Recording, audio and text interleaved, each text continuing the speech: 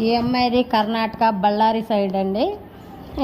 ఈ అమ్మాయి యాదవ్స్ అమ్మాయి అండి. గొల్లోళ్ళు, పూజ గొల్ల యాదవ్స్ అంటారండి, గొల్లోళ్ళు అంటారు.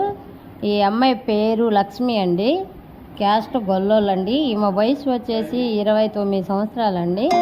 హైట్ వచ్చేసి 5'5" ఉంటుందండి. ఈ అమ్మాయి స్టడీ చేసి బీటెక్ అయిపోయిందండి. ఖాళీగా ఉంటుర్రు, జాబ్ చేయట్లేదు.